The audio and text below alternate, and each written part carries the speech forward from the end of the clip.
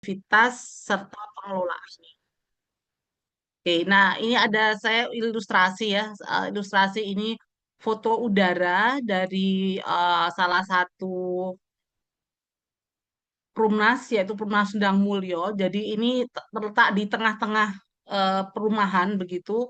Ada ruang besar. Nah, ini kemudian ya yang di sini kebetulan dimanfaatkan warga untuk fasilitas umum. Tapi yang di sini saya tidak melihat atau tidak berfokus pada fasilitasnya, meskipun itu juga berpengaruh bentuk fisiknya, tapi bagaimana kita membaca ruang yang ada itu sebagai ruang sosial.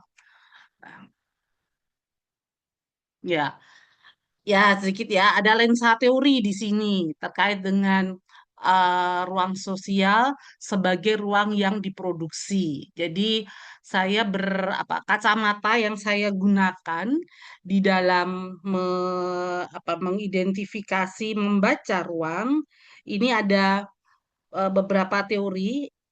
Urutannya bukan berdasarkan dari waktu atau tahun teorinya ya, karena 91 ada 61, kemudian ada tahun 2010 begitu.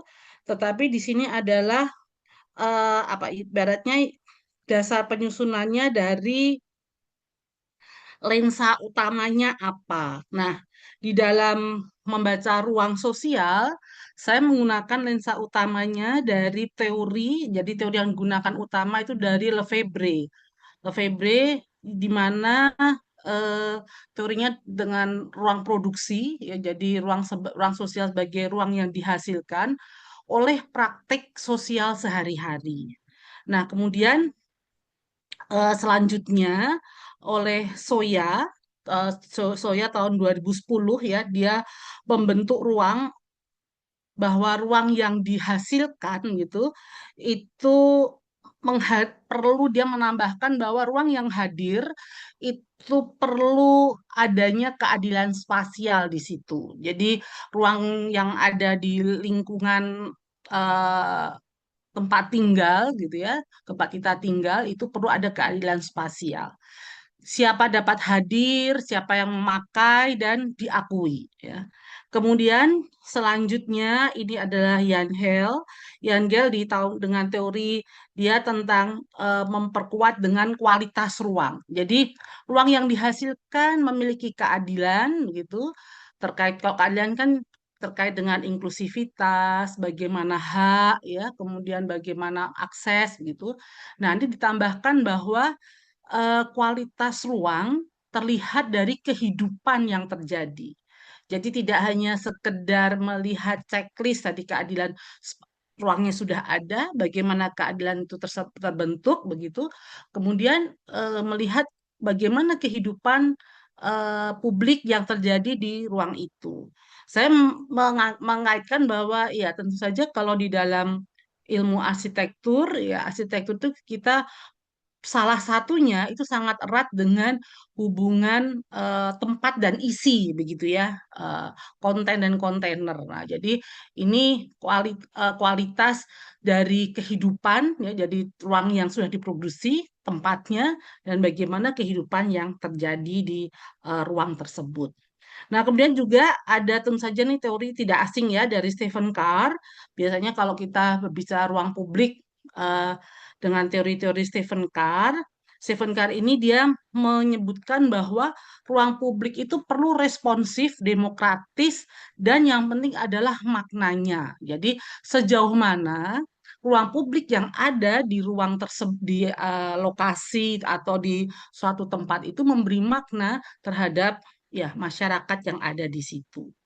Nah, kemudian terakhir saya melengkapi dari teorinya Jane Jacobs ya, untuk membaca ruang sosial ini bahwa eh, Jane Jacobs menambahkan bahwa rasa aman tumbuh dari kehadiran dan pengawasan sosial alami. Jadi ini sedikit menyinggung dari pendapatnya Jane Jacobs ketika dia dalam bukunya Death of City begitu dia mengatakan ya sesuatu yang formal itu mematikan mematikan sebuah kehidupan.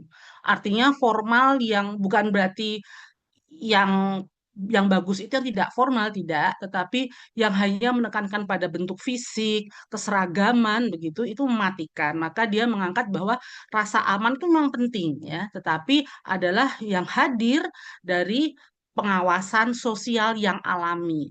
Saya menerjemahkan bahwa ya ada kesadaran dari masyarakat sendiri ya di dalam dia merawat ya mensupervisi ruang hidupnya. Sehingga ya teori-teori yang saya sebutkan ini membantu menjawab ya ruang seperti apa yang benar-benar hidup bagi warga. Jadi mungkin kita tidak asing ya dengan ruang-ruang sosial di tempat tinggal kita, tempat kita berada, kita menemukan ruang-ruang sosial. Baik yang ruang sosial itu yang disediakan secara formal atau ruang yang organis, artinya misalnya jalan lingkungan bisa berubah menjadi tidak hanya sekedar jalur apa namanya jalur transportasi, tetapi juga menjadi jalur ruang untuk eh, aktivitas sosial sebagai ruang sosial. Ini adalah bukan kerangka, tapi ya teori untuk membaca gitu ya. Nah, kemudian begini, mengapa Perumnas gitu ya? Nah, ini sedikit menyinggung. Perumnas itu eh, kita mengenal, jadi fokus saya di dalam disertasi itu udah sedikit cerita begitu ya, karena permukiman itu kan banyak ragamnya. Saya mengambil di lingkungan kota. Nah, hal yang menarik waktu itu dan itu menjadi gap yang belum dibahas adalah bahwa Perumnas itu merupakan produk perencanaan, artinya produk perumahan yang direncanakan secara formal memiliki blueprint begitu. Nah, yang menariknya adalah Perumnas setelah sekian tahun, ya saya kebetulan mengambil Perumnas yang usianya umurnya itu sudah eksis lebih dari 30 tahun begitu, eh, dia mengalami perkembangan. Nah, perkembangan ini mempengaruhi yang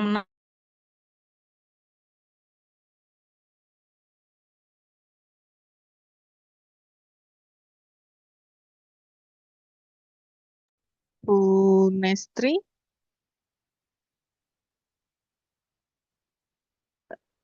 menarik ya karena maaf Ibu, ya, jaringannya terputus tadi, suaranya terputus.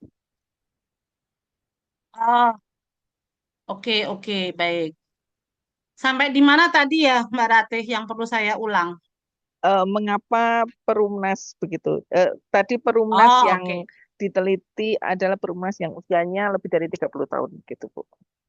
Ya, ya, baik. Iya, jadi eh ini jadi mengapa ya Perumnas? Karena tadi Perumnas itu produk perumahan yang direncanakan memiliki blueprint. Beda dengan kampung ya. Kalau kampung itu cenderung organis ya. Tapi kalau Perumnas dia memiliki blueprint.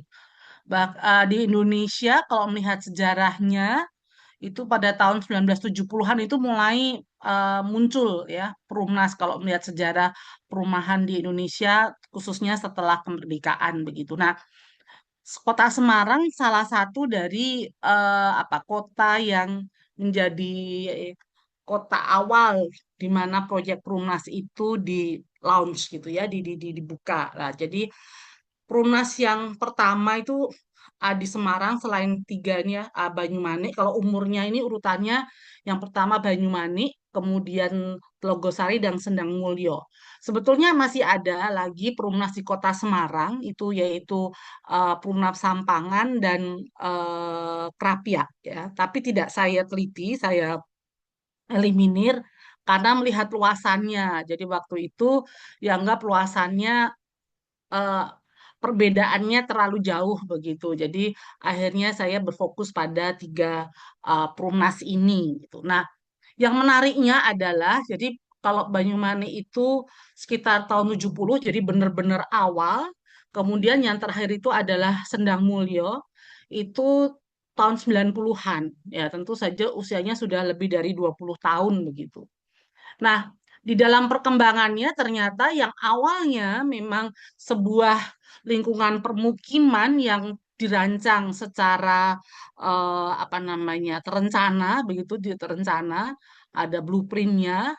Namun di dalam perkembangannya dalam sekitar waktu 20 tahun lebih itu ya, kalau 20 tahun kan berarti yang sedang mulia, tapi kalau Banyumanik yang 1970 kan berarti sudah lebih dari 30 tahun. Itu ternyata perkembangannya menjadi bervariasi ya. Itu ada dinamika di situ. Nah, sehingga ini yang menjadi eh, fokus saya menarik melihat untuk membaca eh, ruang publik yang ada di Perumnas. Jadi melihat bagaimana adanya Perumnas sebagai perumahan massal, kemudian ada adaptasi warga di situ, dan ruang-ruang harian yang digunakan oleh warga atau oleh masyarakat. Eh, iya, pertanyaan sederhananya begini, bagaimana ruang yang biasa saja itu dapat menjadi penting bagi kehidupan warga? Memang awalnya mungkin iya karena seperti biasa ya, kalau kita kita menjumpai itu hampir setiap hari, kita tidak merasakan bahwa hal itu penting ya karena kita setiap hari menggunakan, setiap hari kita bertemu, setiap hari kita melewati dan sebagainya gitu ya. Tapi coba dibalik, ketika ruang itu tidak ada, artinya ruang sosial itu tidak ada, nah itu akan sangat berdampak begitu. Artinya ada pengaruh di situ. Nah, ini ilustrasi juga dari di Perumnas Tlogosari di Semarang. Ini ada bentuk yang menarik. Jadi kalau nanti saya juga tunjukkan peta bahwa ini seperti mirror begitu ya. Ini ada bentuk seperti segitiga. Ini ruang terbuka publik dan ini juga ruang terbuka publik. Menariknya adalah kondisi dua ini dengan struktur kawasan yang sama, hampir sama begitu, tapi kondisinya jauh berbeda. Saya tidak meranking mana yang baik, mana yang nggak bagus dan sebagainya tidak, tapi ini kita melihat bagaimana kita membaca ruang-ruang sosial yang ada di Perumnas ketiga Perumnas ini. Oke, saya lanjutkan. Apa yang dimaksud dengan ruang sosial perumahan gitu ya? Ruang menjadi sosial ketika digunakan, dirawat, dan dimaknai bersama. Jadi tidak semua ketika misalnya di dalam perencanaan ini menjadi terlihat ya, oh ini ada ruang publik. Jadi saya menyebutnya di dalam mengidentifikasi, salah satunya dia menempati pertemuan-pertemuan jalan, ada notes di situ begitu ya. Nah, namun ini bisa tereliminasi, tidak saya apa namanya, tidak saya lanjutkan untuk melihat ketika di situ tidak ada aktivitas sosial ya, hanya cenderung untuk apa ya ruang kosong saja untuk parkir ya, terutama kalau di perumahan itu kan kebutuhan paling krusial salah satunya ruang untuk parkir ya, sehingga banyak juga apa aturan-aturan bersama ibaratnya sampai memberikan sindiran begitu ya. Jangan punya mobil dulu kalau belum punya garasi gitu. Nah, jadi saya melihatnya di situ. Nah, ruang sosial yang dijumpai dari tiga perumahan itu dapat berupa ternyata ada lapangan olahraga lingkungan, taman kecil atau area paving, ya, halaman balai warga atau pos kamling, ruang sekitar masjid atau kios, tempat menunggu, berbincang, bermain, dan bertemu. Jadi bentuknya itu tidak harus square atau bentuknya itu tidak harus persegi. Ya, kalau dia bentuknya mau linier ya atau dia mungkin tepian apa namanya tepian saluran tapi kemudian dikembangkan oleh warga, dia dirawat, kemudian dimaknai bersama. Nah, itu menjadi juga yang saya kategori ruang sosial.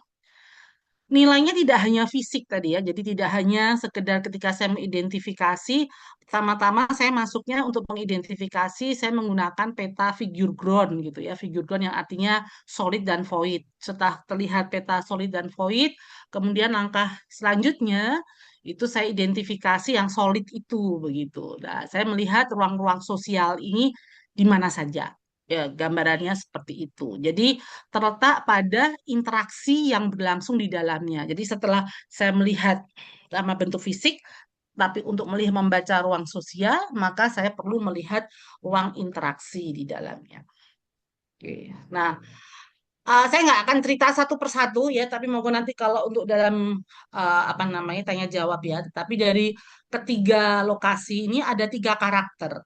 Jadi setiap Perumnas, Banyumanik, Logosari, dan Sendang Mulyo ini menghadirkan, kalau bahasa saya, menghadirkan cerita ruang sosial yang berbeda. Saya menemui tiga cerita yang berbeda. Untuk Banyumanik ya, saya menjumpai di sini ada lapangan besar, ada setidaknya saya menjumpai dua lapangan besar sebagai simpul aktivitas ya di situ aktivitasnya olahraga, senam, kemudian juga difasilitasi untuk UMKM ya, kemudian interaksi orang tua, anak ya warga, bahkan warga di luar lingkungan itu juga di situ ketemunya di situ begitu. Nah, sedangkan di Tlogosari ya, di Tlogosari itu di sini ada taman-taman lingkungan yang padat dan dinamis. Saya beri catatan dinamis karena di sini banyak kehadiran PKL itu di beberapa spot ya, itu apa namanya terlihat begitu ya. Jadi ruang-ruang publik ini seperti tadi ada dua gambar tadi peta sebelumnya yang saya tunjukkan. PKL itu menjadi isu juga di apa namanya di ruang-ruang publik di Tlogosari. Kemudian ya ada hanya sekedar untuk bermain seperti biasa, duduk, fasilitas ibadah. Tapi PKL sangat kuat ya di Tlogosari. Nah, kemudian untuk cerita yang di Sendang Mulyo begitu, di sini ada pengaruh juga dan memberikan suasana yang berbeda, yaitu terkait dengan kontur dan morfologi kawasan. Jadi di Perumnas Sendang Mulia itu diberi nama jalannya tuh ada kata-kata bukit-bukit karena memang berkontur. Nah, kondisi yang berkontur itu membuat apa? Bentuk fisik dari ruang publik itu menjadi berbeda gitu ya. Dia dengan tangga, ada perbedaan elevasi, dan yang pasti kesan yang ada karakternya, karena itu tadi konturnya lebih tinggi dan sebagainya, menjadikan lebih kesan di situ adalah lebih tertutup tanda petik. Berbeda dengan Tlogosari ya. Tlogosari secara struktur kawasan dia daerah yang strategis dilewati begitu menjadi lebih apa namanya menjadi lebih ya dianggap lebih terbuka sehingga banyak PKL yang hadir. Di Sendang Mulia juga ada isu PKL tapi hanya di satu spot saja, tidak sebanyak di Tlogosari. Nah, ini cerita tentang Banyumanik ya, saya berikan ilustrasi. Jadi ini adalah peta kawasan. Saya lebih meneliti 9 RTP, ruang terbuka publik, tapi sebenarnya banyak ya, cuma jadi hasil apa, setelah diseleksi begitu. Nah, ada dua karakter yang kuat, adalah lapangan Gaharu dan lapangan Merbabu. Saya sebut ini kuat karena kebetulan dua ruang terbuka publik ini dikembangkan sebagai lapangan sepak bola begitu. Jadi kebetulan waktu itu fasilitasnya masih termasuk baru. Fasilitasnya termasuk baru, dikembangkan, dikelola oleh masyarakat ya Nah, kebetulan Perumnas ini jadi ini area Perumnas batas area Perumnas yang terbagi menjadi dua wilayah administrasi, yang satu sebelah kiri ini masuk Kelurahan Srondol Wetan dan yang sebelah kanan ini adalah Kelurahan Padang Sari. Nah, kehadiran yang berbeda dari dua yang lain adalah dua lapangan ini dia sebagai lapangan sepak bola ini eh, menjadi daya tarik yang kuat begitu. Pertama, kalau ada sepak bola, ada sekolah sepak bola anak-anak begitu ya rutin beberapa hari, hari tertentu.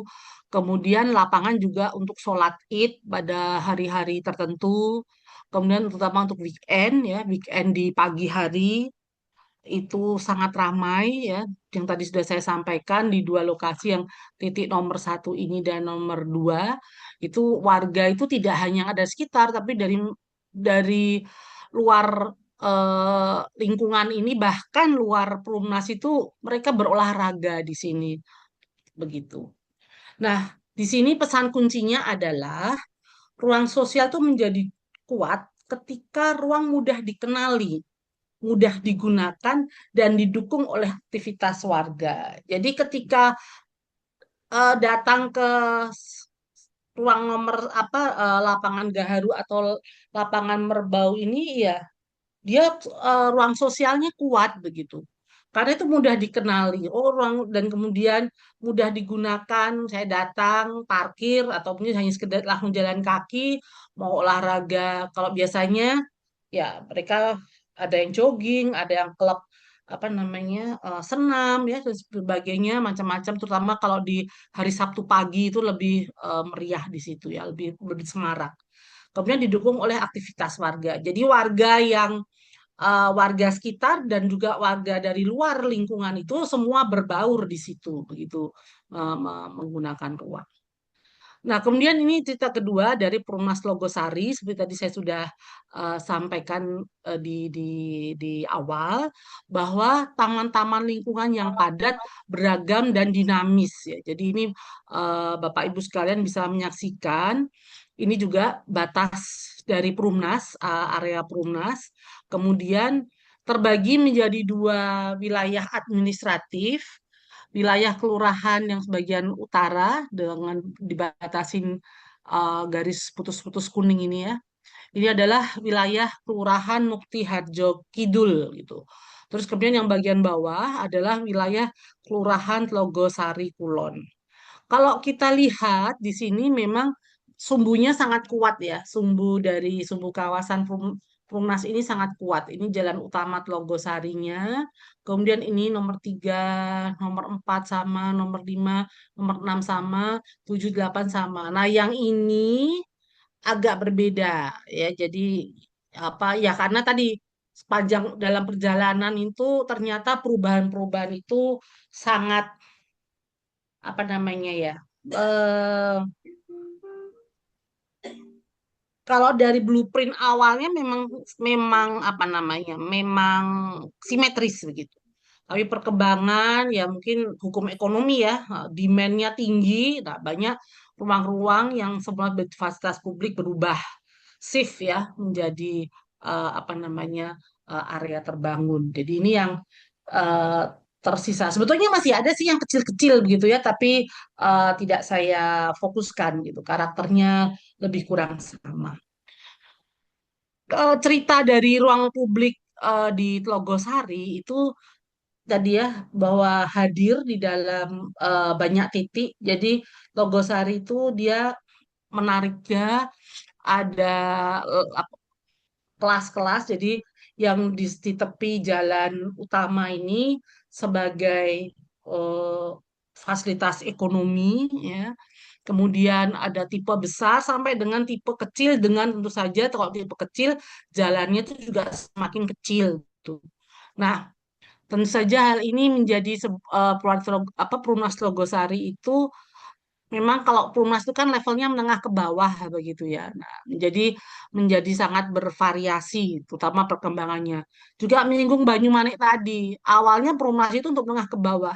Tapi mungkin Bapak Ibu yang berada di Semarang gitu ya, tahu bahwa sekarang di Banyumanik itu ya masih ada sih, masih ada rumah-rumah yang tipe Perumnas, tapi biasanya sudah mengalami modifikasi, kemudian juga sudah apa namanya berubah pemilik atau kalau dia berubah milik ini apa namanya tentu saja nilai bangunan, nilai lokasinya sudah tidak menjadi untuk pajaknya aja sudah tidak untuk menengah ke bawah begitu di Banyumanik ya. Nah, kemudian karena lokasinya strategis, jadi ini dianggap strategis. Jadi kalau kita setiap sore begitu atau pagi begitu ini adalah jalur yang karena dia menghubungkan kawasan utara kota ya. Jadi sebagai juga shortcut begitu. Sehingga di koridor-koridor tertentu jalan yang strategis ini menjadi tempat PKL. Ya, PKL itu banyak banyak sekali gitu. Ini adalah salah satu contoh gitu. Kemudian ya selain PKL juga fungsi ekonomi yang berkembang dari warga ya UMKM itu juga mempengaruhi pemanfaatan ruang publik yang ada di lingkungannya gitu. Dan ini kebetulan misalnya yang saya tampilkan ya yang di foto sebelah kanan atas ini kebetulan di situ ada bengkel gitu. Nah, di bengkel situ dia menaruh kendaraannya, tetapi juga ada juga sebagiannya tidak mendominasi ruang publik juga digunakan untuk area parkir warga. Nah, itu biasanya memang ada aturan ya, mereka mengikat dengan aturan-aturan siapa saja yang boleh parkir seperti itu. eh Ya, jadi pesan kuncinya di dalam cerita di Tlogosari bahwa ruang sosial itu bisa hidup karena tadi aktivitas warga, tapi perlu dijaga agar fungsi publiknya tidak hilang. Nah, karena tadi catatannya bahwa ini daerahnya strategis, kemudian aktivitas warganya itu hampir setiap rumah kebetulan ada beberapa lokasi ya, misalnya di yang titik 7, 8 gitu. Ini banyak sekali apa namanya industri rumahan ya di nomor 2 itu juga hampir saya sepanjang koridor ini adalah ya apakah dia buka apa namanya warung makan ya atau dia menjual apa namanya alat-alat kebutuhan rumah tangga dan sebagainya biasanya untuk kebutuhan ekonomi gitu. Nah, ini menjadi perlu dijaga agar fungsi publiknya tidak hilang. Ini nomor 3 ya Taman Satrio Manah. Kebetulan di sini memang sudah secara resmi sebagian area itu digunakan untuk fasilitas umum ya di situ ada puskesmas gitu. Nah, itu menjadi lebih marak lagi, apalagi kalau di jam-jam ibaratnya puskesmas itu buka begitu. Nah, itu kan banyak pasien datang, kemudian ya otomatis PKL semakin meriah ya, semakin lebih banyak di sini gitu. Jadi memang perlu dijaga agar fungsi publiknya tidak hilang. Sebetulnya di koridor ini ya di koridor ini juga banyak eh, PKL juga begitu. Jadi ini karena letaknya yang strategis sehingga kehidupan di ruang publik di sini menjadi sangat dinamis. Baik. Nah, kemudian cerita ketiga, Perumna Sendang Mulyo. Tadi eh, ini adalah peta kawasan Sendang Mulyo. Sedang Mulyo yang berkontur. Bentuknya juga hampir sama, dia simetris ya, tapi memang karena merespon juga dengan bentuk bentuk kontur. Kalau kita lihat ini gambar ini juga ini yang atas musola, ini juga bagian dari ruang publik lebih tinggi dengan area untuk apa namanya lapangan voli. Ini di apa namanya Bukit Ratai. Kemudian ini juga ya di berundak-undak begitu. Jadi memang konsepnya ada sumbu yang kuat di sini begitu, kemudian hampir simetris juga gitu ya. Tapi adalah di sini kontur itu mempengaruhi apa namanya bentuk suasana, ya, suasana di ruang terbuka publik. Jadi eh, jarak ya, jarak dekat belum tentu terasa mudah ya karena itu tadi ketika dekat tapi ternyata kebetulan berada di lokasi yang berkonturnya mungkin termasuk curam ya begitu, maka kadang mereka memilih yang mudah diakses gitu ya. Kemudian ruang tetap digunakan untuk olahraga biasanya paling sering atau paling banyak itu untuk ibadah. Jadi di situ selalu ada musola, habis sebagian besar tapi tidak semua juga. Kemudian atau kalau nggak ada balai pertemuan gitu. Kemudian ya ada lapangan area perkerasan untuk olahraga bisa biasanya multifungsi, bisa untuk bulu tangkis, bisa untuk apa futsal bahkan ya. Kemudian untuk voli, tergantung luasnya gitu. Nah, pesan kunci dari cerita di Sendang Mulyo bahwa akses ruang sosial bukan hanya jarak tadi ya, tapi juga kenyamanan, keamanan, kontur dan kemudahan bergerak. Nah, ruang publik yang paling ramai, yang kehidupan sosialnya kuat itu, ya yang nomor dua, karena di sini adalah eh, Balai Warga Sendang Mulyo. Kemudian secara akses dia terletak di ini simpul kawasannya paling besar di sini. Kemudian ini adalah jalan utama, ya. Kebetulan ini karakternya juga hampir sama dengan Tlogosari, artinya jalan ini tuh juga tidak hanya apa namanya khusus ke Perumnas itu, tapi juga sebagai jalan tembus dari Kecamatan Tembalang itu menuju ke daerah timur begitu ya, Semarang bagian timur. Tapi memang ada catatan ketika di sini kemudian turunnya lumayan, konturnya mulai ke sini ke bawah ini konturnya lumayan begitu. Jadi ini adalah jalur utama sehingga yang nomor dua ini menjadi kawasan yang paling ramai. Artinya aktivitas warga paling apa namanya paling kuat, tapi hanya di jam tertentu ya, tergantung aktivitas dari karena ini ya biasanya pagi sampai sore, begitu malam ya berkurang. Nah, berbeda dengan yang di dalam-dalam ini ya, delapan. Ini juga tergantung kalau ada event ya. Event misalnya malam tirakatan, kemudian menjelang tirakatan 17 Agustus ya.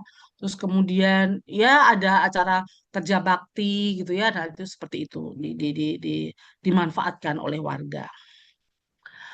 Nah, ini tiga pembelajaran dari tiga cerita yang saya sampaikan secara singkat tadi, bahwa eh, metode saya dengan tiga ini saya tidak bermaksud untuk membandingkan.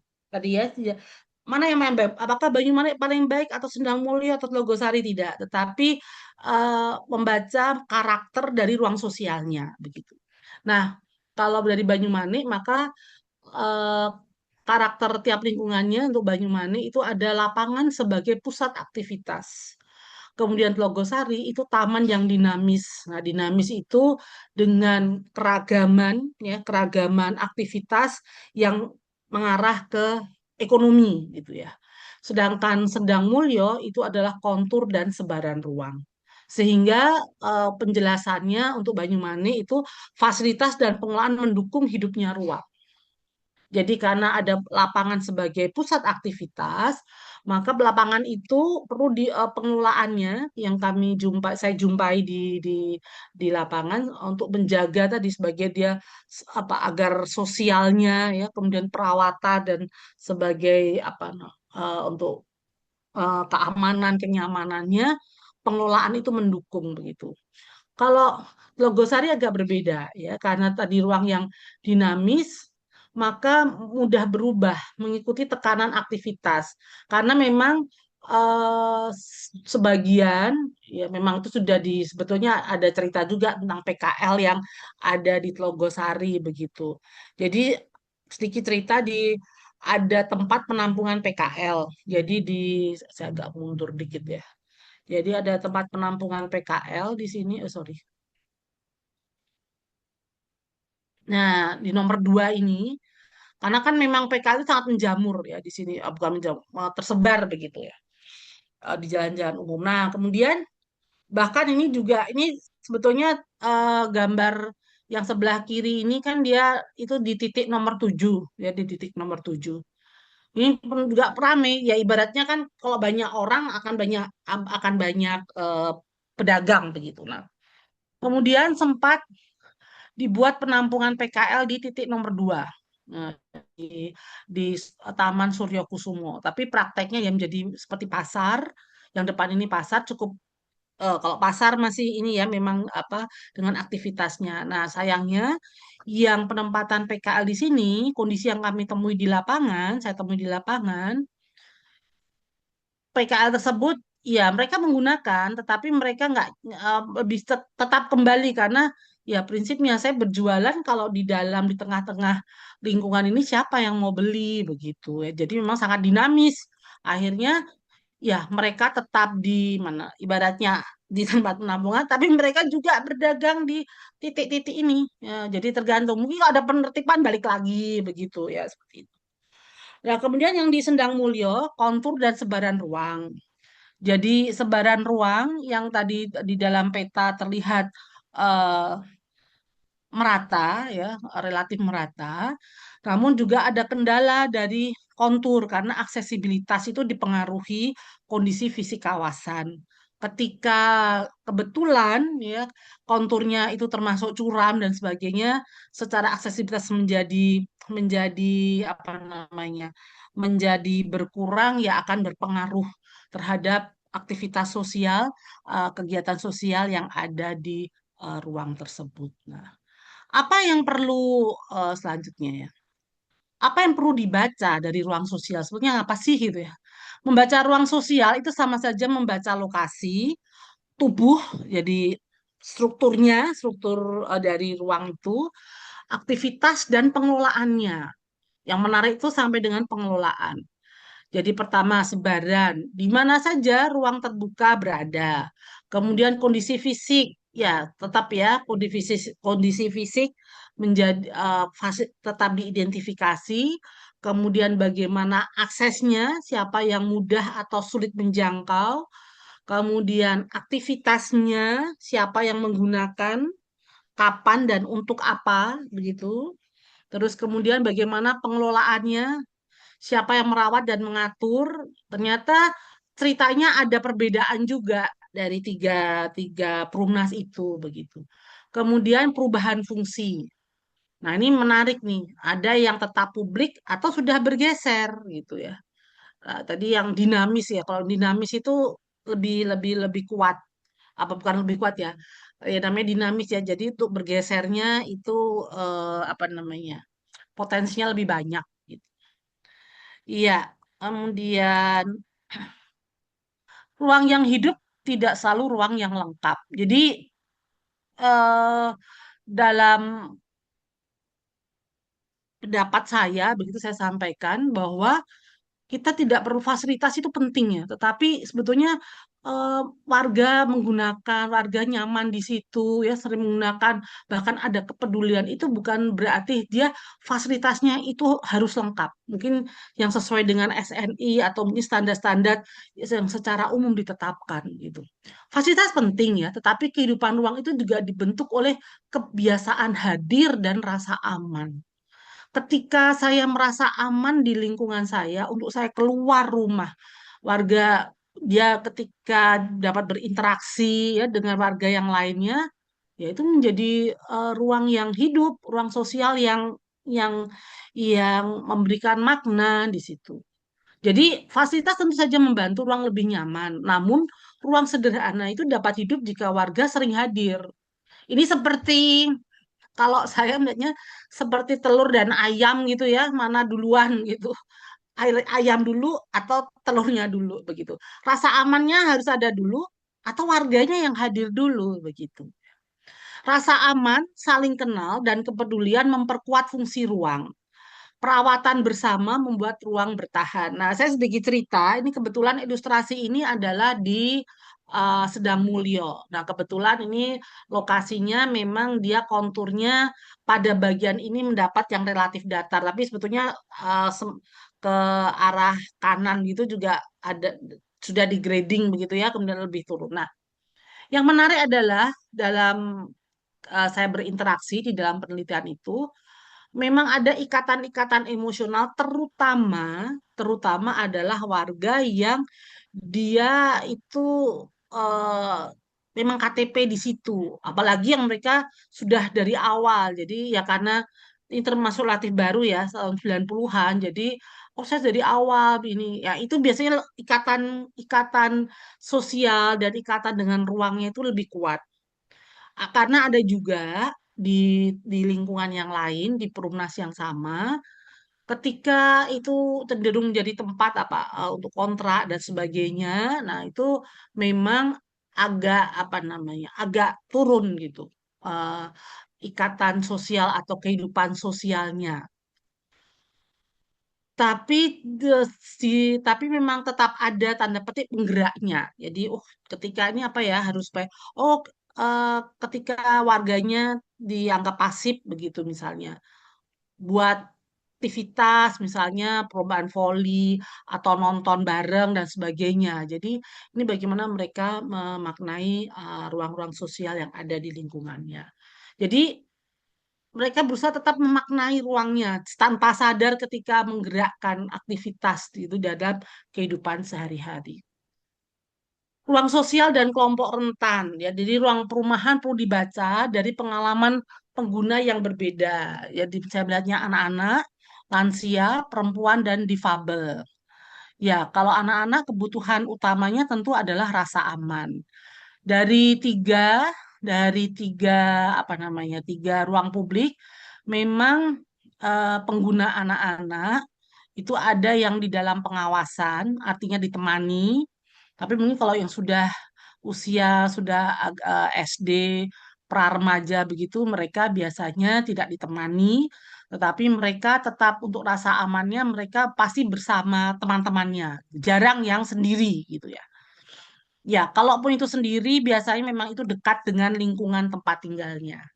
Nah, kemudian lansia, lansia itu biasanya memang memilih di akses-akses yang landai, sehingga ada tempat duduknya, ya ketersediaan fasilitas, sehingga tadi yang dicerita dari ruang di Banyumanik, contohnya dua lapangan itu, kenapa salah satunya lapangan itu menjadi kuat secara ruang sosial, baik mungkin bentuknya juga terlihat besar, tapi ruang sosialnya kuat, ya karena eh, ada kontur ya, ada kontur, tetapi dia aksesnya tuh termasuk landai begitu. Jadi memang mudah di, diakses, dimanfaatkan oleh kelompok lansia, kelompok rentan. Kemudian perempuan ya. Perempuan di sini, kelompok perempuan di dalam sebagai pengguna itu adalah tentu saja rasa aman dan mudah diawasi sosial. Jadi dia kecenderungannya tentu ketika menggunakan itu adalah rasa aman. Nah, biasanya rasa aman itu tadi mudah diakses atau dekat ya, dekat dengan tempat tinggalnya. Kemudian mudah diawasi secara sosial, terlihat. Jadi ya memang biasanya pengguna ini memang lebih banyak rata-rata ya sampai dengan pagi sampai dengan sore.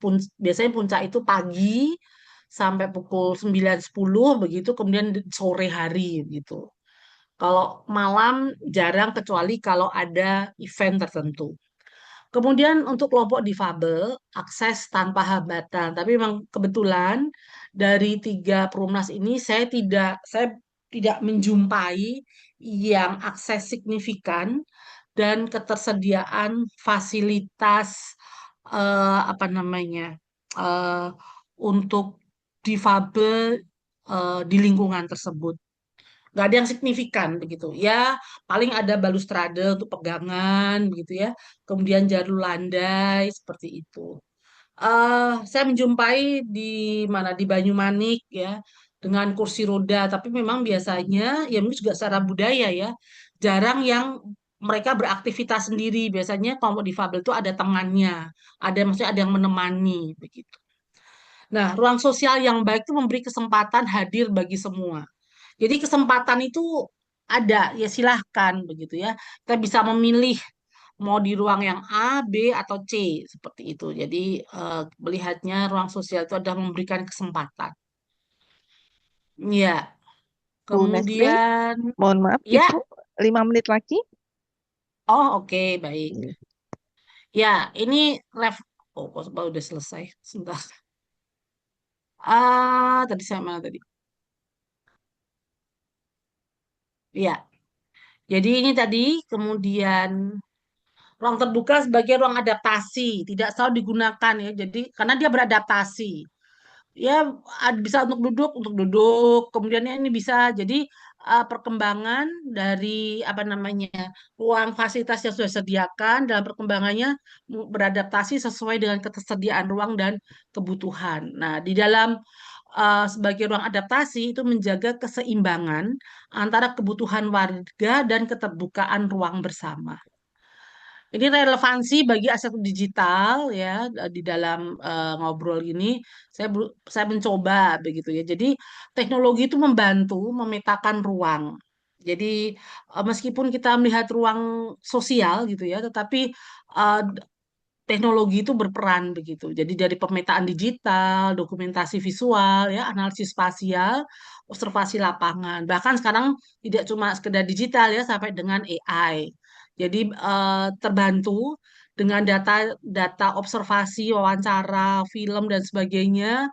Transip itu membantu juga AI untuk apa namanya mengatur gitu, generate ya seperti itu.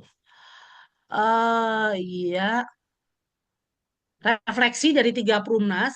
Prumnas adalah ruang hidup yang terus berubah. Ruang sosial sering tumbuh dari ruang sederhana. Aktivitas warga memberi makna pada ruang. Ya, akses dan fasilitas menentukan siapa yang dapat hadir dan pengelolaan warga menjaga keberlanjutan ruang. Jadi tadi lima pokok di dalam lima lima bagian ya ketika membaca ruang sosial. Ruang kecil dapat menyimpan cerita besar tentang kehidupan warga. Jadi eh, tidak selalu harus seperti lapangan gitu ya, tetapi ketika dia memberikan tadi ada makna, ada aktivitas kehidupan di situ, yaitu memberikan pengaruh atau cerita besar.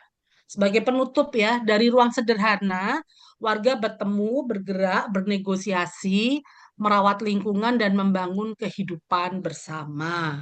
Demikian presentasi dari saya. Mohon maaf untuk kekurangan ya. Kalau masih ada kurang-kurang, nanti mungkin bisa masuk di dalam pertanyaan ya. Terima kasih. Saya kembalikan ke moderator. Ya, terima kasih Bu Nestri untuk cerita. Oh ya, jadi petang hari ini kita mendapatkan cerita dari Bu Nestri terkait dengan Perumnas ya. Em, Sangat menarik begitu ya, karena Perumnas merupakan ruang sosial, termasuk di sini juga tadi Bu Nestri menyatakan Perumnas itu sebagai laboratorium ruang sosial pemukiman, sehingga bisa ada cerita yang berbeda pada setiap perumahan gitu ya. Tadi ada Banyumanik yang eh, fokus pada fasilitas dan pengelolaan mendukung hidupnya ruang, adanya lapangan sebagai pusat aktivitas, kemudian perumahan Telogosari lebih kepada taman yang dinamis begitu ya, menjadi ruang publik.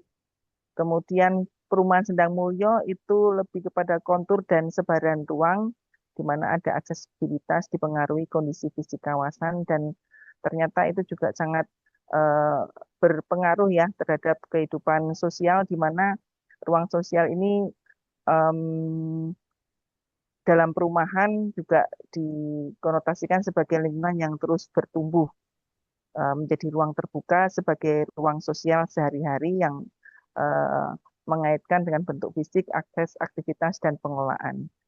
Baik, Bapak Ibu, sebelum ke sesi tanya jawab, maka kita akan melihat terlebih dahulu tayangan video testimoni perwakilan angkatan. Dipersilahkan.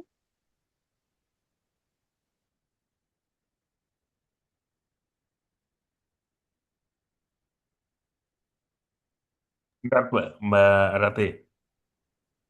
J, Prof. Ya, sebentar, bentar. J. Ini kok insertnya kok hilang. Oh, ini.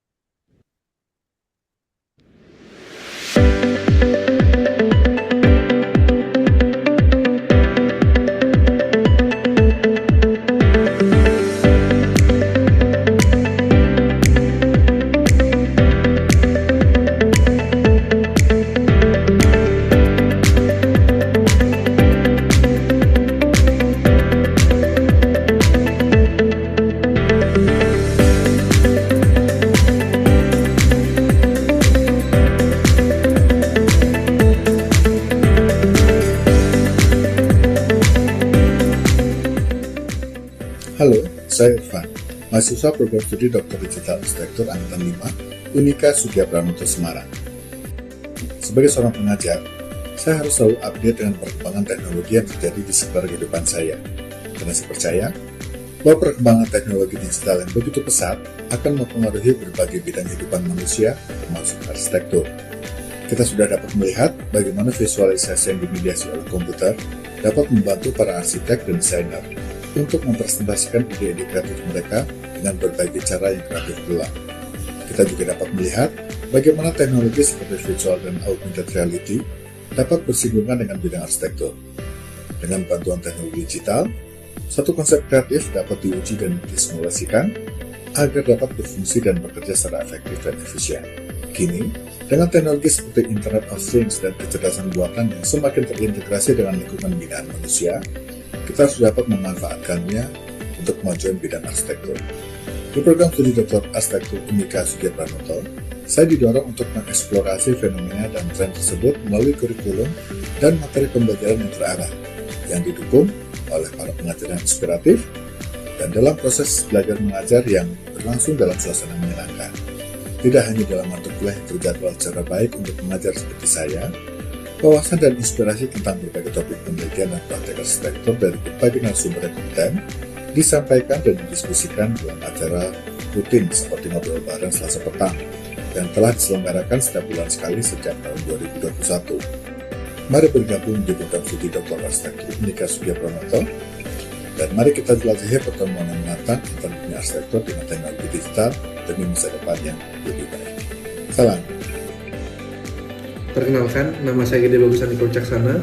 Saat ini saya menjadi dosen di Universitas Warmadewa di Bali dan juga melakukan studi sebagai mahasiswa doktor pada angkatan kelima di program Doktor Arsitektur Digital di Universitas Sugih Pranoto. Saya merasa di tempat yang tepat untuk mengembangkan riset yang saya tekuni, terutama di bidang kecerdasan buatan dalam penerapannya dalam arsitektur. Tentu saja, Unika menawarkan lingkungan akademik yang mendukung dengan para dosen, promotor, dan juga kopromotor yang ahli dan selalu membuka ruang diskusi. Tentu saja dengan sistem perkuliahan yang dilakukan secara daring, ini justru memberikan manfaat dan juga fleksibilitas tanpa mengurangi kualitas pembelajaran. Hal itu saya buktikan bahwa dari semenjak semester awal kami benar-benar dipandu untuk melakukan riset secara benar dan juga mampu menuangkan ide maupun kreativitas lewat tulisan-tulisan yang memiliki nilai akademis yang tinggi. Kedepannya, saya percaya Unika akan terus tumbuh semakin besar dan menjadi salah satu pusat pengembangan arsitektur digital di Indonesia. Semoga dari kampus ini lahir kontribusi-kontribusi penting bagi masa depan arsitektur, terutama dalam menyambut era disrupsi teknologi di masa depan. Akhir kata, saya ucapkan rasa terima kasih saya yang sebesar-besarnya pada Universitas Katolik Sugih Pranoto atas kesempatan, bimbingan maupun dukungannya. Semoga kita semua dapat melahirkan karya maupun riset-riset berkualitas dan juga Unika menjadi salah satu leading di bidang arsitektur digital ke depannya. Terima kasih. Halo semuanya, perkenalkan nama saya Made Surinata Prabawa. Saya merupakan seorang dosen di program studi arsitektur Fakultas Teknik dan Perencanaan Universitas Warmadewa yang berlokasi di Denpasar, Bali. Saya juga merupakan seorang mahasiswa angkatan ke-5 dari program studi Doktor Arsitektur Konsentrasi Arsitektur Digital di Universitas Katolik Sugih Pranoto, Semarang. Jadi selama saya memperoleh dari susunan mata kuliah saya dapatkan, saya mendapatkan banyak sekali insight, banyak sekali pemahaman-pemahaman baru, khususnya berkaitan dengan teknologi-teknologi atau aplikasi-aplikasi yang bisa kita kaitkan dalam penelitian-penelitian arsitektur atau dalam mendalami masalah-masalah arsitektur. Selain daripada itu, saya mendapatkan semacam pelatihan yang cukup intens untuk bisa membaca kebaharuan, untuk bisa utamanya menyusun proposal disertasi yang sesuai dan tepat sesuai dengan kaedah-kaedah yang berlaku. Dan lebih daripada itu, saya merasa apa yang telah saya jalani sampai sejauh ini dalam perkuliahan di program studi Doktor Arsitektur Digital itu adalah langkah yang tepat. Mengapa langkah yang tepat? Karena ekosistem daripada arsitektur digital kedepannya akan semakin berkembang. Saat ini seperti yang kita lihat sudah banyak sekali ada aplikasi dan juga aplikasi AI atau artificial intelligence yang makin banyak hadir untuk menangani berbagai macam kebutuhan kita. Kedepannya dengan melatih pola pikir arsitektur digital untuk melihat fenomena-fenomena arsitektur, saya kira akan ada banyak peluang, akan ada banyak potensi untuk bisa melakukan penelitian-penelitian yang menggabungkan antara perkembangan teknologi digital dengan fenomena arsitektur yang akan bermunculan nantinya. Dan ini tidak menutup kemungkinan ke depannya dengan pemahaman arsitektur digital kita bisa menghasilkan solusi-solusi yang lebih aplikatif. Maka dari itu saya rasa langkah saya untuk menempuh program studi doktor arsitektur digital di Universitas Katolik Sugeja Pranoto Semarang ini merupakan langkah yang tepat, dan juga selama proses perkuliahan ini saya didukung oleh tenaga-tenaga pendidik yang sangat responsif, dosen-dosen yang sangat ahli di bidangnya, sehingga mampu memberikan arahan, bimbingan dalam perkuliahan yang saya rasa tidak seperti perkuliahan yang sifatnya sangat-sangat formal atau kaku, tapi lebih kepada enjoy atau nyaman. Nah, jadi mungkin itu kesan dan pesan selama saya berkuliah di program studi doktor arsitektur digital Universitas Katolik Sugijo Pranoto. Terima kasih.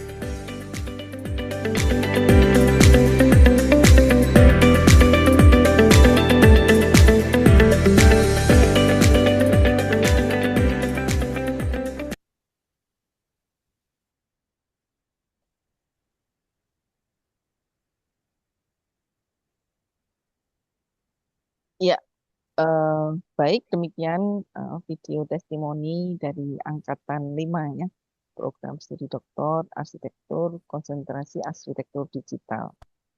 Bu Nestri, ini para peserta sudah tidak sabar kelihatannya untuk bertanya. Ada yang bertanya di chat, saya akan bacakan terlebih dahulu, tapi nanti membuka kesempatan juga bagi Bapak Ibu yang ingin langsung bertanya kepada Bu Nestri. Untuk termin pertama, saya buka untuk 3 pertanyaan terlebih dahulu. Di sini ada pertanyaan dari Pak Widri. Yang pertama, izin bertanya Bu Nestri, setelah membaca indikator ruang sosial 1-6 poin, tiap ruang sosial masing-masing punya cerita, apakah ada irisan yang sama? Kemudian bagaimana dengan kawasan pemukiman elit dan kumuh? Mohon pencerahannya Ibu. Terima kasih dari Pak Widri. Ya. Ya, langsung saya jawab ya, Mbak Rati ya. Monggo Ibu. Iya. Ya, selamat sore ya, Ibu atau Mbak Widri ya. Pak Eh, Widri. Ya, memang dari pertanyaannya bagaimana irisan dulu ya. Apakah ada irisannya? Irisannya sama ada. Jadi dengan cerita yang sendiri-sendiri, irisannya di situ adalah adanya adaptasi. Gitu. Jadi, nah yang menarik itu adaptasinya yang apa namanya, yang seperti apa begitu ya. Tetapi ada kata kunci adaptasi dan kebersamaan mereka di dalam beradaptasi itu di ruang terbuka publik itu atau di ruang sosial itu. Nah, kemudian kalau untuk kawasan pemukiman elit dan kumuh seperti apa? Saya belum sampai ke situ karena saya masuknya adalah di Perumnas. Seperti tadi saya sampaikan perkenalan bahwa Perumnas itu adalah sejarahnya kan ini perumahan untuk masyarakat menengah ke bawah. Jadi untuk pemukiman elit mungkin nanti berbeda. Jadi berbeda dari apa namanya struktur ruangnya pasti berbeda, kemudian juga sosialnya nanti membacanya juga berbeda lagi gitu. Tapi mungkin bisa dilihat menggunakan kalau ini misalnya masuk level S3 misalnya, bisa menggunakan indikator yang ada dulu, nanti kemudian bisa lebih ditemukan di lapangan seperti apa. Atau mungkin ada temuan yang baru kalau pendekatannya dari menggali apa yang ditemukan di lapangan. Nah, bagaimana dengan pemukiman kumuh? Kebetulan juga ini tidak masuk ya, karena kalau pemukiman kumuh, eh begini, sorry. Kalau pengertian pemukiman kumuh adalah seperti kampung yang kumuh, tidak bisa. Maksudnya apa yang saya sampaikan nggak cocok begitu. Karena apa? Karena kalau kampung tadi, kampung itu kan perkembangannya itu organis. Ya, kampung dengan sejarahnya, kampung dengan dinamikanya. Jadi jadi kurang pas karena tadi kita berangkat dalam penelitian ini berangkat ada sesuatu yang teratur, sesuatu yang sudah direncanakan dari awal. Nah, kemudian perkembangan sekian tahun yang dinamis seperti itu, bagaimana adaptasinya, bagaimana sosial yang terbentuk. Jadi kalau mohon pencerahannya, ibaratnya kita lihat dulu karakternya gitu. Kita lihat dulu karakter dari perumahannya. Kalau memang, karena begini khawatirnya misalnya, kalau itu kumuh, artinya kumuh dalam arti ada berupa kampung atau mungkin bahkan ya seperti selam begitu ya, bisa jadi sejarahnya dia tidak direncanakan gitu. Mungkin pendekatannya sejarahnya dari squatter, artinya ada biasanya beberapa wilayah di kita ya datang bermukim dan sebagainya. Nah, itu kita agak sulit gitu. Tetapi itu menjadi justru itu nanti kalau misalnya dalam level S3 menjadi peneliti untuk Iya, ya, oke, maaf kalau terputus. Ya, jadi justru ini malah silahkan menjadi peluang penelitian di dalam untuk level S3. Jadi saya masih berfokus di Perumnas karena memang yang saya menangkap fenomena Perumnas perkembangannya tadi irisannya yang beradaptasinya itu yang menarik begitu. Gitu Mbak Ratih. ya baik Bu Nestri. Semoga menjawab ya kalau mungkin ada yang mau tanyakan lagi. Ya, baik. Lanjut ke pertanyaan kedua, saya berdasarkan urutan yang di chat ini Pak Riandita Rigan mau bertanya, tapi secara langsung. Silakan Bapak, open mic. Ya, baik. Terima kasih Bu Ratih atas waktunya. Ya, saya mendengarkan secara seksama. Saya cukup menarik ketika kita berada di sebuah ruang yang berbasis pada keadilan gitu ya. Nah, pada intinya di dalam perumahan itu kan ada semacam pemahaman untuk menerapkan tata ruang permukiman dalam perumahan berdasarkan ruang terbuka ya. Artinya meletakkan ruang terbuka itu di mana dan sebagainya. Itu mungkin saya nggak tahu apakah dasarnya teori ataukah dasarnya ya sisa ruang ya. Biasanya kalau perumahan itu ada sisa ruang jadi jadikan ruang terbuka itu biasanya seperti itu. Nah, dari sini dari awal itu apakah terjadi pergeseran peran dari ruang terbuka itu, Bu? Jadi tentunya kan kita berbicara tidak hanya pada space ya, tapi juga pada place. Nah, place-nya itu apa terjadi pergeseran? Pergeseran begini, dilihat dari bentuknya, ataukah dari fungsinya, ataukah dari apanya, kan gitu ya. Nah, karena kenapa bisa terjadi pergeseran? Tadi Bu Nesri sudah mengatakan adanya adaptasi ya. Tentunya adaptasi kan juga dulu yang pertama itu adalah keluarga muda, kemudian sekarang itu sudah keluarga muda itu sudah beranak pinak, kemudian keluarga yang dulu muda sekarang sudah tua, khususnya di perumahan Banyumane itu kan sekarang kalau Lebaran kan menjadi tempat kumpul keluarga ya karena anak-anaknya dulu masih kecil sudah beranjak dewasa, kemudian sudah bekerja di luar Banyumane tersebut. Tentunya saya melihat di sini ada semacam pergeseran artian gitu ya dari ruang terbuka itu. Apakah itu nanti tetap menjadi ruang yang berbasis pada apa nilai-nilai sosial ataukah nilai-nilai ekonomi? Kira-kira begitu Bu Nesri, Bu Ratih, matur nuwun. Ya Bapak matur nuwun, monggo Bu Nestri langsung ditanggapi. Ya, tadi dari Ya, Mama tadi saya terpaksa off cam ya, karena tadi suaranya agak terputus. Eh, Tadi yang disampaikan Pak tadi kan pertanyaannya berarti apakah apa ruang sosial atau ruang ekonomi atau gimana Pak? Ya, jadi gini, Pertanyaannya. kan ada adaptasi ya. Tadi Bu Nesri kan sudah mengatakan adanya adaptasi. Nah, pertanyaannya Mm-mm. adaptasi yang seperti apa? Ketika sebuah ruang yang ada di dalam permukiman itu tidak hanya sebagai ruang ya, sebagai tempat kan gitu ya. Dulu tempat itu kan Mm-mm. diorganisir ya, di apa plan ya, Ya. direncanakan dengan. Tapi apakah terjadi pergeseran-pergeseran? Mungkin terjadi perubahan aktivitas yang tidak di ruang terbuka itu, tapi mungkin ada di mana gitu ya. Dikumpul-kumpul di gang atau di jembatan atau apa. Tentunya kan akan menarik. Dalam hal ini kita bisa melihat bahwa perkembangan sebuah perumahan itu kan tidak terjadi secara apa namanya fix gitu ya. Kalau kita ingin berbicara Mm-mm. struktur ya, tentu struktur itu kan terjadi struktur yang adaptif ya. Tentunya di dalam membuat perumahan perkotaan kan ada strukturnya juga. Nah, itu bagaimana ya? Ya. Fenomena, bukan fenomena, tapi dari aspek keruangannya kan gitu ya. Makna keruangan gitu, Bu. Terputus, Bu? Oke. Iya, iya. Ya, saya coba jawab sesuai yang saya tangkap mungkin kalau Iya, keliru bisa nanti. Jadi memang Pak ada perubahan, itu perubahan karena dalam kurun waktu yang lebih dari terutama tadi Pak Riyandi kan ke Banyumanik ya. Jadi Banyumanik itu lebih iya, dari 30 dekade, tentu saja perubahannya itu sangat signifikan begitu.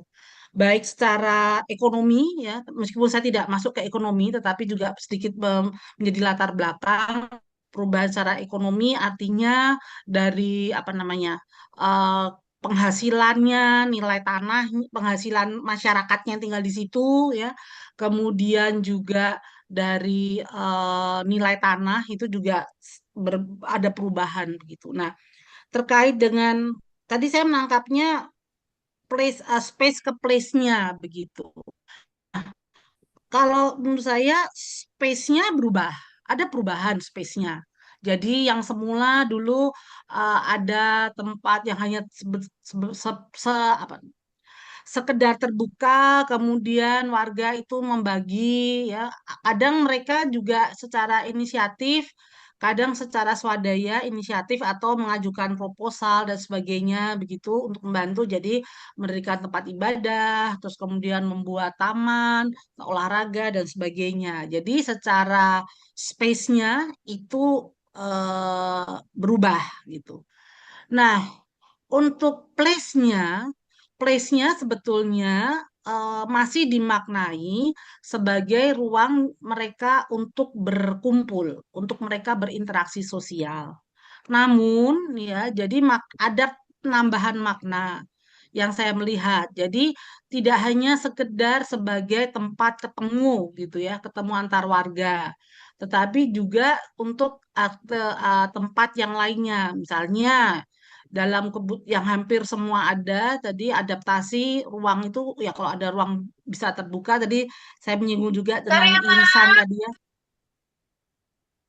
pertanyaan di apa yang sebelumnya adaptasinya ketika di ruang lingkungan saya di rumah tinggal saya terbatas apa namanya space-nya saya pada punya mobil kebetulan mungkin juga pekerjaannya taksi online dan sebagainya maka menggunakan ruang itu ruang terbuka itu sebagai tempat parkir begitu tapi itu juga diikat ya jadi perubahan itu diikat oleh kesepakatan-kesepakatan. Jadi misalnya kesepakatan itu bisa juga dijumpai dengan aturan. Jadi boleh mulai parkir di apa namanya di badan jalan atau di lingkungan itu apa di ruang terbuka itu dan sekitarnya setelah pukul sekian gitu. Atau siapa saja yang boleh pakai. Jadi tadi juga apa mengulang juga tadi perubahan yang space dan place-nya itu adalah dari adaptasi itu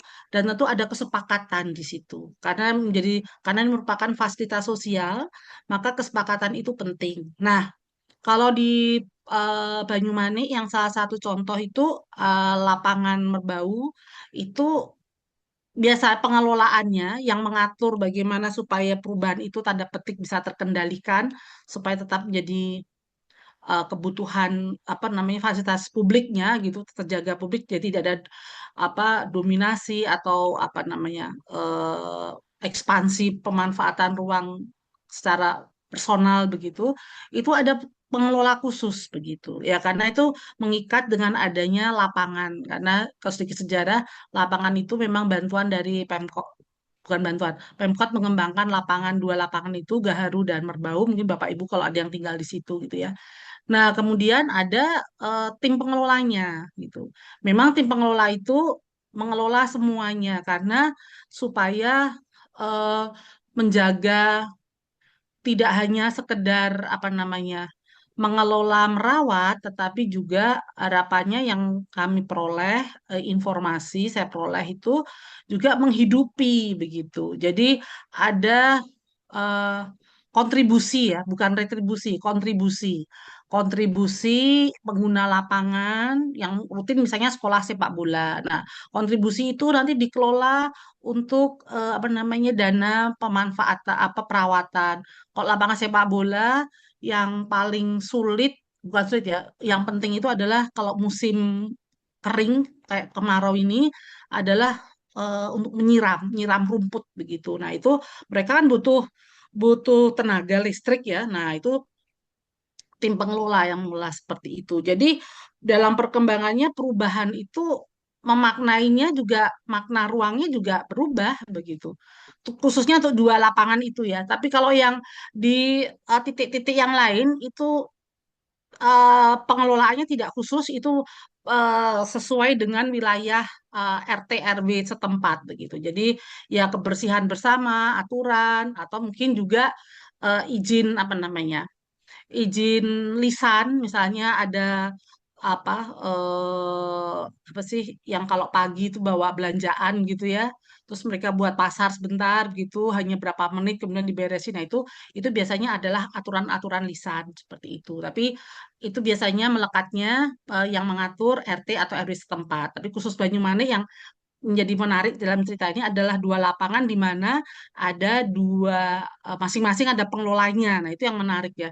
Pengelola itu juga dari masyarakat yang berusaha. Jadi tadi kalau tadi saya tangkap dari yang Pak tadi kan nyampaikan space dan place-nya itu perubahannya seperti apa ya. Saya bilang ya itu tadi ada perubahan. Jadi mereka kemudian melihat juga bahwa maknanya ruang terbuka itu tidak hanya sebagai tadi ruang sosial yang artinya bertemu, tetapi itu juga menjadi ruang hidup mereka begitu. Kira-kira begitu. Semoga menjawab atau mungkin ada yang masih kurang. Ya, terima kasih Bu Nesri.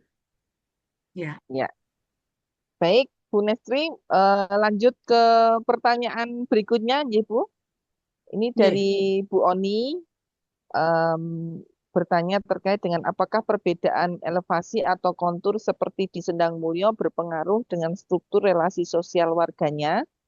Apa ada kemungkinan interaksi sosial di Sendang Mulyo cenderung terfragmen menjadi komunitas mikro berbasis ketinggian kontur yang sama, atau misal hanya akrab dengan tetangga satu elevasi, dibandingkan dengan Banyumanik yang interaksinya melebur secara makro di satu lapangan besar begitu. Silakan Ibu.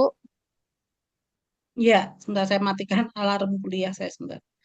Ya, eh memang ya Sendang Mulyo dengan karakter apa namanya dengan karakter konturnya begitu ya ini menjadi pertanyaan yang menarik ya apakah ada perbedaan dan pengaruh pada struktur relasi sosialnya begitu. Nah, memang kebetulan yang kami jumpai pembagian administrasinya memang rata-rata RT RW itu dia baginya eh, saya nggak tahu ya itu saya tidak melihat sampai itu tapi saya melihatnya di kondisi di lapangan itu bisa bisa pas gitu. Ya, jadi misalnya satu koridor itu RT apa RT tertentu begitu ya. Jadi eh, keberadaan ruang publik di lingkungan itu memang mengikat. Nah, apakah itu berpengaruh ke struktur sosialnya? Saya belum melihat, saya belum menyatakan berpengaruh atau tidak begitu karena saya belum melihat sejauh mana struktur sosial itu berpengaruh. Tapi yang saya lihat adalah di sini peran dari tadi ada rukun tetangga, rukun warga di dalam mengatur apa bukan mengatur tapi menghidupkan atau ya bisa kalau mengatur tuh kesannya kayak sesuatu yang berantakan tetapi artinya merencanakan, mengembangkan, mengelola begitu ruang publik sebagai ruang sosial yang ada itu melekatnya di RT RW itu yang artinya dimanfaatkan oleh warga sekitar.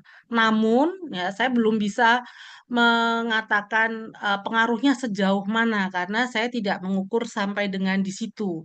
Nah, ini mungkin menarik, monggo. Itu menjadi gap yang bisa dilihat apa pengaruh struktur sosial terkait dengan elevasi begitu. Misalnya yang curam atau yang landai gitu ya itu menarik. Jadi eh, jawaban saya seperti itu. Nah, kalau ini saya ikut membaca ya kebetulan ini apa terfragmen iya ya karena mereka sudah ngumpul secara, saya melihatnya secara ini apa namanya, secara peta itu memang sudah ngumpul, sudah apa apa namanya, eh, bukan terklaster ya, tetapi orientasinya itu terhadap ruang publik itu, menjadi ruang publik itu mengikat begitu. Tetapi apakah ini perbedaan yang RT sini dengan RT sini, saya belum bisa mengatakan sejauh mana begitu ya. Tetapi kalau melihat kegiatan, ada kegiatan RT, kegiatan RW, itu ada keterkaitan dan ini ya berarti masih ada apa namanya, masih ada apa namanya, eh, relasi meskipun perbedaan kontur begitu. Tapi memang tentu saja jarak itu berpengaruh gitu ya, jarak dan elevasi itu berpengaruh. Kemudian dibandingkan bagaimana interaksi melebur secara makro di satu, ya, ya kalau ini kebetulan ya karena kalau di Banyumanik itu selain dia konturnya lebih landai, ada fasilitas itu tadi sehingga memfasilitasi, sedangkan di Sedang Mulo tidak memungkinkan. Ya karena itu bentuknya bukit gitu ya. Jadi interaksi yang makro di lingkungan perumahan itu hanya tadi yang di nomor 2, kebetulan di situ daerah jalan umum dan berupa pasar. Jadi pasar ada ruang terbukanya. Nah, itu interaksi yang makro yang ada di lingkungan itu. Jadi pengunjung pasar itu juga tidak hanya apa namanya, eh, orang dari Perumnas itu gitu, tapi hanya terbatas di situ saja. Begitu masuk itu menjadi lebih lebih tertutup begitu. Tertutup artinya bukan masyarakatnya menutup, tetapi kan karena tidak terlihat gitu ya. Kemudian masuk jalannya juga sudah dengan lebar tertentu ya. Kalau tidak tidak apa namanya, tidak tahu lingkungan situ juga nggak ngerti itu. Tapi itu menariknya ada satu lokasi di Jalan Bukit Rata itu yang tadi fotonya saya munculkan, itu ada masjid begitu. Nah, itu kalau eh, apa sholat Jumat itu pengunjungnya juga banyak begitu. Nah, itu saya nggak tahu ya apakah itu kadang sudah jemaatnya juga banyak begitu, jadi sudah terbiasa di situ. Jadi kalau eh, melihat meskipun masuk itu juga jalannya agak berkontur juga, tetapi mereka sekitar masjid itu dilandaikan gitu ya untuk parkir dan sebagainya. Nah, itu juga. Jadi sebetulnya interaksinya dengan di luar wilayah itu juga tetap ada begitu. Itu Mbak Rati kira-kira. Tapi memang saya Baik, belum meneliti secara persis itunya, belum, saya nggak meneliti sama itu. Saya baru melihat ke interaksi sosial di dalam ininya. baik Bu Nesri. Ini kok yang bertanya cukup banyak ya Ibu, mohon maaf. Ya, jadi Ya, ya. mungkin saya lanjut ke pertanyaan berikutnya ya Ibu. Ya. Dari Ibu Maria Krista Primarhayu. Eh, izin bertanya, Ibu, jika disimpulkan, apakah desain kawasan Perumnas ini sangat berpengaruh pada aktivitas dan psikologi warga yang tinggal di dalamnya, terutama untuk perumahan subsidi yang harganya cenderung murah? Monggo, Ibu. Ya, ya. Pertanyaan yang pertama, berpengaruh aktivitas dan psikologi, iya tentu. Tapi memang saya tidak mengukur juga karena fokus saya tadi interaksi sosial. Nah, cuman kalau terutama untuk perumahan subsidi yang harganya cenderung murah, nah ini saya juga bingung karena memang sejarahnya waktu itu kan ya mungkin kalau sekarang disamakan dengan subsidi. Nah, apakah berpengaruh? Iya, tentu saja. Jadi waktu itu Perumnas itu contoh yang ideal ya. Jadi Perumnas itu menyediakan perumahan untuk masyarakat menengah ke bawah, tapi fasilitasnya lengkap begitu. Pada waktu itu ya. Kalau sekarang juga Perumnas itu juga sudah agak kesulitan, terutama di Pulau Jawa mencari lahan. Jadi eh, apakah desain kawasan? Ya, desain kawasan pasti berpengaruh, tetapi tidak hanya sampai di desain saja. Bagaimana tadi warga itu apa namanya, berinteraksi di luar itu. Kalau sekarang sudah ada fasilitas-fasilitasnya, tetapi warga itu tidak merawat, tidak menggunakan, bahkan menjadi ruang yang terbengkalai gitu ya, ya sama saja itu nanti berpengaruh juga terhadap kualitas lingkungan. Intinya begitu, Mbak Ratih. Singkatnya ya. Ya, baik. Begitu, Bu Maria. Semoga bisa menjawab ya untuk pertanyaannya. Lanjut ke pertanyaan berikutnya.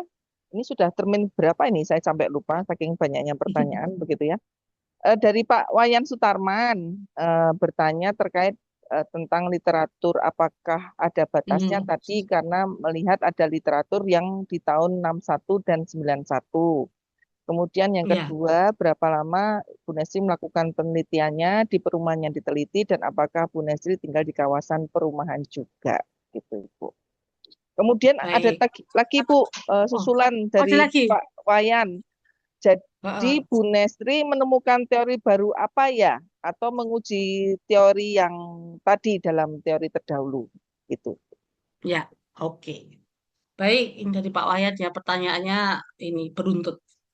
Ya, yang pertama memang literaturnya ada batasnya, Pak, tentu saja. Tapi di sini yang tadi saya sampaikan, saya memang tidak menyajikan disertasi saya keseluruhan karena disertasi saya sedang progres untuk publikasi. Jadi tidak saya launching semuanya ya. Jadi memang kalau istilahnya ada teori Babon begitu ya. Nah, itu Lefebvre, kemudian Jane Jacobs itu sebagai teori Babonnya. Nah, kemudian, tapi saya tidak masuk ke situ karena kan ini nggak tentang literatur review atau itu ya. Jadi, kalau untuk yang kenapa ada tahun 61 itu bagian dari babonnya karena Lefebvre itu dia nyambung jadi sebetulnya sampai ke Soja. Jadi ketika produksi ruang, hak untuk ruang itu berkembang sampai dengan teori keadilan spasial begitu. Jadi tadi jangan saya beri catatan yang teori saya sebutkan itu bukan bukan apa namanya literatur review ya, bukan. Jadi hanya ini kacamata teori yang terkait gitu. Jadi di dalam disertasi tentu saja saya menggunakan yang teori terkini, tapi ada juga teori babonnya. Kemudian saya tidak tinggal di perumahan, Pak, ya. Saya tinggal di lingkungan rumah tinggal biasa. Jadi ini menjadi hal yang menarik begitu. Ternyata ya tadi ketika sesuatu yang sudah disediakan, sesuatu yang sudah teratur begitu, nah itu eh, menjadi adaptasinya perkembangannya seperti apa. Nah, saya melakukan penelitian ini lebih kurang 3 tahun ya, 3 tahun termasuk cepat ya. Jadi ada beberapa batasan yang saya terapkan. Jadi ada sebetulnya masih banyak peluang yang masih bisa diteliti lagi lebih lanjut gitu ya. Mungkin nanti bisa untuk selanjutnya begitu. Nah, kemudian apakah saya untuk disertasi saya menemukan teori baru atau menguji. Jadi disertasi saya membaca temuan saya, tapi mohon maaf ya, saya tidak bisa nanti tunggu publikasinya, begitu Pak. Jadi ada 3 teori terkait dengan ruang publik, ruang sosial, yang teori itu berdiri sendiri-sendiri begitu. Nah, kemudian saya apa namanya, bagaimana menggandengkan. Jadi teori ini saling terkait sehingga ini menjadi cara melihat melihat sebuah ruang publik di lingkungan perumahan. Jadi saya tidak menguji, saya cenderung apa namanya, ya semacam teori baru ya, tapi saya mengikat. Jadi ada 3 teori, 1, 2, 3. Nah, saya menjembatani 3 teori ini yang bisa diimplementasikan nanti di dalam membaca, mengakses sebuah ruang terbuka publik begitu. Gitu, Mbak Ratih. Ye, baik Bu Nesri. Semoga menjawab ya Pak Iwayan Ya. Suparman. Lanjut ke pertanyaan berikutnya dari Bu Ratri, Bu. Jadi Ya. pertanyaannya adalah kekurangan ruang terbuka di pemukiman atau perkampungan menjadikan lahan terbuka otomatis dianggap ruang bersamakah? Terus halaman rumahnya Bu Ratri itu yang tanpa pagar mungkin dianggap ruang publik juga, Bu. Pas buat 2 sampai 3 mobil parkir, kadang tamu orang, kadang tetangga main naruh saja. Kemudian terkait dengan persepsi orang terhadap lahan terbuka, apakah sama dengan nganggur? Ini seperti di Menoreh 2 Sampangan. Tapi ternyata saat masih ditinggal eh, saat tapi ternyata saat masih tinggal di rumah di Karyadi, PPDS yang berpendidikan tinggi juga suka parkir seharian. Monggo Ibu. Ya, agak sedikit curhat ya, Bu Ratri, Iya. nggak apa-apa. Ya, jadi memang memang hal ini tuh sangat sering terjadi, mumpung. Nah, eh, temuan saya di lapangan dalam penelitian, hal ini memang menjadi kekuatan. Tadi kan ada salah satu tentang pengelolaan. Jadi sejauh mana pengelola, apakah RT RW setempat atau mungkin yang ada di lingkungan itu memberikan apa namanya eh, aturan bersama begitu ya. Jadi aturan bersama itu sangat penting disepakati. Memang itu tidak mudah ya. Jadi ibaratnya saya ngomong apa aja. Tergantung siapa sih yang bicara begitu ya kalau di lingkungan seperti itu. Tapi itu memang menjadi ketika ketika hal itu disepakati, tentu apa namanya eh, hal yang tidak mengenakan lah bagi tentang parkir menjadi lebih lebih bisa diredam begitu. Itu memang banyak ditemuin gitu ya. Jadi parkir seenaknya dan sebagainya. Jadi tadi rasa kebersamaan, ya kebersamaan itu bukan berarti semua harus bareng-bareng enggak, tetapi bagaimana melihat ini fasilitas bersama itu menjadi hal yang penting dan pengelolaan itu menjadi hal yang krusial juga karena pengelolaan di sini bukan berarti harus sampai dengan tadi ada kontribusi, tetapi sejauh mana membuat kesepakatan ya untuk menata di situ. Nah, sebaliknya kalau yang mengelola itu tidak harus institusi lagi, bisa juga melekat pada RT atau RW setempat. Kalau dikelola dengan baik, artinya ada kesadaran dan sebagainya, itu berjalan dengan baik juga. Itu kami temui juga, saya temui juga di lapangan. Tetapi kalau ya mungkin juga tergantung kapasitas dan ini ya karakter masyarakat itu juga menjadi masalah bersama juga. Tetapi nggak ada salahnya kalau itu memang sudah meresahkan itu kita angkat begitu seperti itu kira-kira. Itu memang di masyarakat itu menjadi sangat dinamis dan variatif ya karena banyak hal. Kadang lebih mudah kalau pengalaman saya di luar penelitian ini ya di masyarakat penelitian-penelitian atau proyek yang lainnya kadang tuh lebih mudah ya berkomunikasi dengan masyarakat, mohon maaf ya, yang apa namanya menerima, mungkin pendidikannya juga menengah ya tidak. Tapi kalau ketemu dengan masyarakat ya yang dia sudah merasa lebih tahu, itu sudah merasa lebih itu memang menjadi menjadi tantangan tersendiri begitu. Itu ya. Jadi memang itu harus disuarakan. Atau kalau memang ini juga ya disuarakannya dari dalam forum karena memang kan ada RT RW sampai dengan kelurahan. Nah, itu juga bisa di situ.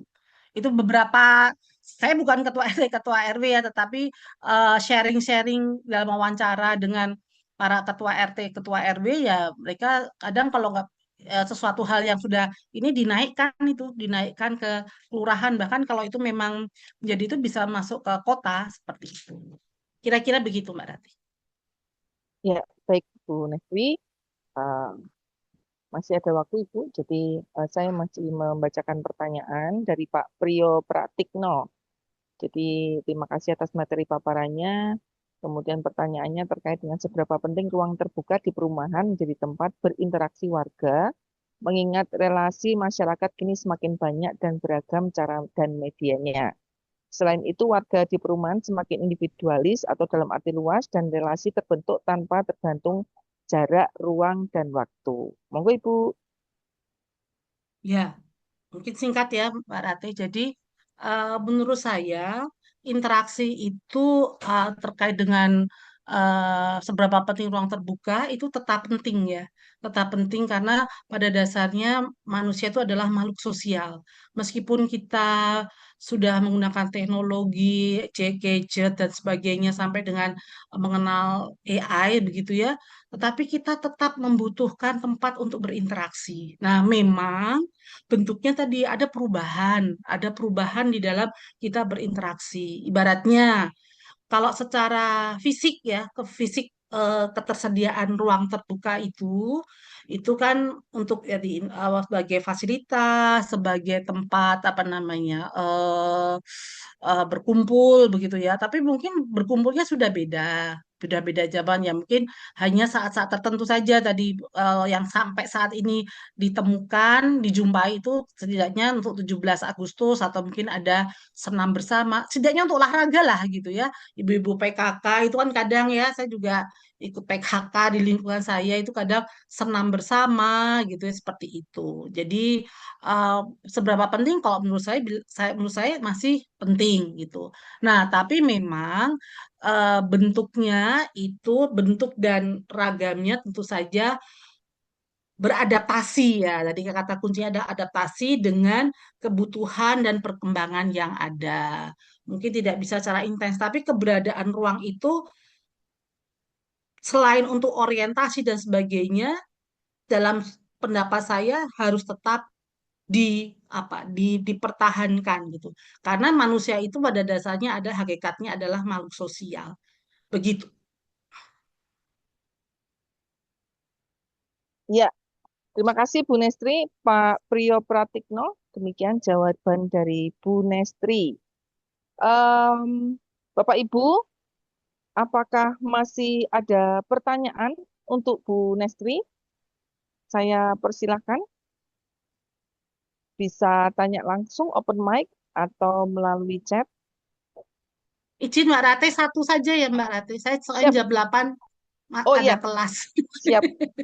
Ya, satu pertanyaan untuk Bu Ya, Nestri, karena Bu Nestri ada kelas untuk S2 arsitektur ya Bu, jam J. 8. Ya, kelihatannya kok sudah tidak ada ya Ibu ya. Ya. Ya, baik. Kalau tidak ada mungkin sebelum sesi narasumber dan tanya jawab ini selesai, mohon closing statement dulu dari Bu Nesri ya untuk menutup sesi narasumber pada malam hari ini. Silakan Ibu. Ya, baik. Sebagai closing statement untuk ngobrol gitu ya. Jadi bahwa eh, ruang meskipun sederhana begitu ya, sebuah ada ukuran tertentu panjang kali lebar gitu ya. Nah, itu menjadi hal yang tetap kita butuhkan untuk kita bertemu dan berinteraksi. Nah, mungkin kita tidak seakrab ya dengan warga lingkungan kita, tetapi kita memang tetap membutuhkan sebagai manusia adalah tempat untuk berinteraksi ya, apakah interaksinya itu secara formal atau informal. Jadi eh, tetaplah memaknai ruang di mana kita berada. Terima kasih. Ya, baik. Terima kasih Ibu untuk closing statementnya. Eh, Demikian Bapak Ibu paparan dari Bu Nesri sebagai narasumber pada malam hari ini dan sesi tanya jawab telah selesai. Maka selesai pula webinar ngobrol bareng Selasa petang ke-57 yang diselenggarakan oleh program studi Dr. Arsitektur Konsentrasi Arsitektur Digital Sugiyopranoto Catholic University. Kami mengucapkan terima kasih kepada Bapak Ibu yang telah berkenan mengikuti seluruh rangkaian acara dari awal hingga akhir dan mohon maaf apabila masih ada kekurangan dalam penyelenggaraan.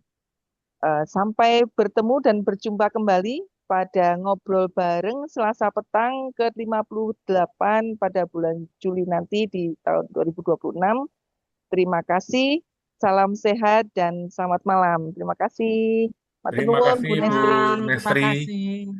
Ya, Ya, terima makasih kasih. Terima Prof. kasih, Mohon Bu. pamit. Ya, Ye, terima kasih Mbak bareng. Rate. Terima kasih, Ye, Bu sami-sami, Kada. Terima kasih, Prof. Prof. Ya, terima kasih Bu Pak sekalian semuanya. Ye. Izin live, Prof. Ya. Matur nuwun.